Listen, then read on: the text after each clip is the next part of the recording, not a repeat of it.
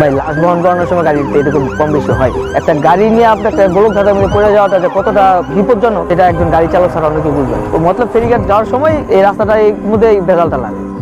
আমাদের রাত্রেবেলা 9টার সময় ফোন দিয়ে বললো যে ওনার কর্মচারী একজন অসুস্থ হয়েছে, তো হসপিটালে ভর্তি করতে হইব। তো আমাকে বলছে, আমি বলছি যে ওই দিন আবার বৃষ্টি ছিল, সেই জন্য আমি বললাম যে আপনি হসপিটালে যান, দেখেন যদি ভর্তি হয় তাহলে তো হইলোই, আর যদি না হয় তারপর আমি আসবো।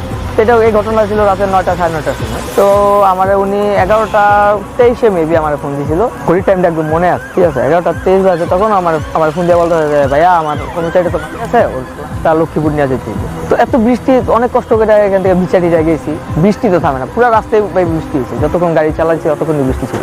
লাস্টের সাথে এখান থেকে ওর সাথে 2জন কর্মচারী ছিল ওই একই গ্রামের, ওরা এখনো আছে, ঠিক আছে, ওরা গেছিল। আর হচ্ছে এই ছেলের যে স্ত্রী ছিল ও গেছিল। রাস্তার তো ভাই ওরকম কোনো সমস্যা হয় না, কিন্তু যে রাস্তার মধ্যে আমরা গোলক ধাঁধার মধ্যে পড়ে গেছিলাম, তো বৃষ্টি ছিল, এটা ছিল আর কি মতলব একটা ফেরিঘাট আছে, ও মতলব ফেরিঘাট যাওয়ার সময় এই রাস্তাটা এই মধ্যে ভেজালটা লাগে। মনে করেন আমরা একটা দুই রাস্তার একটা মোড় আছে, একটা রাস্তা গেছে ডানে, একটা রাস্তা গেছে বামে, তো সবসময় আমরা বামে যাই, তো বামে সাধারণত যাওয়া হয়। ওই দিন আমরা ডাইনে ভুলে একবার ডাইনে গেছি, ডাইনে যাওয়ার পর আর মনে করেন ওই সঠিক রাস্তাটা কোন দিকে সেটা আমরা আর খুঁজে পাই না। ওই যে একবার যে ভুল করে যে ডাইনে চলে গেছি, তারপর মনে করেন আর আমরা রাস্তা খুঁজে পাই, প্রায় 2.5 ঘন্টা 3 ঘন্টার মতো সময় লাগছে আমাদের আবার ওই রাস্তা খুঁজে পাইছে। হ্যাঁ, আমরা দুজনে কিন্তু রাস্তাটা আমাদের চেনা, আর যেসব মানুষগুলো গাড়িতে ছিল ওরা ওদের বাড়ি ঘর ওইদিকে, ওরাও রাস্তা চেনে, ওরাও বলতে পারতেছে না, আমরাও বলতে পারতেছি। আর রাস্তার মধ্যে বৃষ্টিও ছিল ওই দিন, এত বৃষ্টি ছিল রাস্তার মধ্যে, রাস্তা ঠিক মতো দেখা যাইতেছিল। ওই দিন রাত্রেবেলা আরো যাওয়ার পথে সঠিক রাস্তা তো পাইছি, কিন্তু ওই লক্ষ্মীপুর যাওয়ার পথে ওই হাজীগঞ্জ নামে একটা রাস্তা আছে, হাজীগঞ্জ নামে একটা এলাকা পার হইতে হয়, তারপরে একটা হাজীগঞ্জ উপজেলা। তো হাজীগঞ্জ উপজেলা পার হওয়ার সময় আমাদের গাড়ির মধ্যে থেকে ঠাস করে একটা শব্দ হয়। তো নাইমা আমরা বৃষ্টির মধ্যে কোনো রকম ভিজা মোবাইলের ফ্ল্যাশ লাইট জ্বালায় দেখতেছিলাম যে শব্দটা কোথা থেকে হইলো। গাড়ি নতুন গাড়ি, কোনো কিছুর সাথে লাগলো কিনা সেই জন্য আমরা খুঁজতেছিলাম, রাস্তার মধ্যে ডালাপালা অনেক কিছু থাকতে পারে। তো ওটা দেখতে যাই দেখলাম যে আমাদের গাড়ির সামনে যে নাট, একটা গাড়ির চাকা গাড়ির সাথে লাগানোর জন্য মোটামুটি 5টা নাট থাকে, তো ওর মধ্যে 3টা নাটই আমাদের ভেঙে গেছে। ওই 2টার মধ্যে তো ভাই চলার সম্ভব না। তারপর আমরা আস্তে আস্তে চালাই গেছি, কারণ রাস্তা তো নিয়ে পৌঁছাইতে হইব, তারপর না গাড়ি ঠিক করা যাবে। এত রাতে গাড়ি ওইখানে রাস্তার মধ্যে একটা মানুষ পাই না, আমরা একটা রাস্তাটা জিজ্ঞেস করবো, তো যারা গাড়ি ঠিক করার মতো গ্যারেজ ট্যারেজ পাওয়ার আশাটা।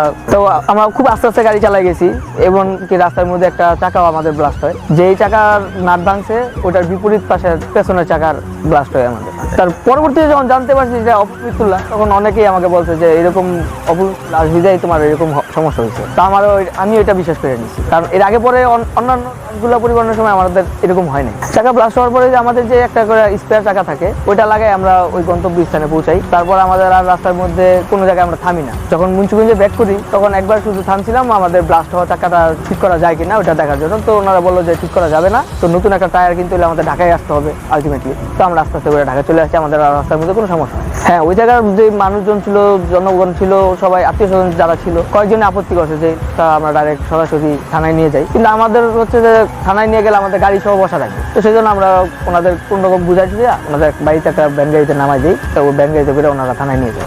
অপমৃত্যুটা হয়েছিল যে বিষ প্রয়োগ করা হয়েছিল।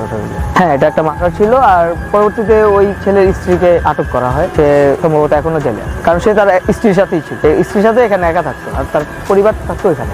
এই যে বৃষ্টির মধ্যে যে আমরা রাস্তার মধ্যে গোলক ধাঁধায় পড়ে গেছি, একটা গাড়ি নিয়ে আপনার গোলক ধাঁধার মধ্যে পড়ে যাওয়াটা যে কতটা বিপজ্জনক সেটা একজন গাড়ি চালক ছাড়া অন্য কেউ বুঝবেন, যেটাকে আমরা গ্রামের প্রচলিত ভাষায় কানাওয়ালা বলি। আপনি নিজেও টের পাবেন আপনি কোথায় আছেন, কোথায় যাচ্ছেন। এখন আপনি খাদে পড়বেন না একটা বাড়ির ভিতরে ঢুকাই দিবেন, সেটা আপনার নিজের ভিতরে কন্ট্রোল থাকবে।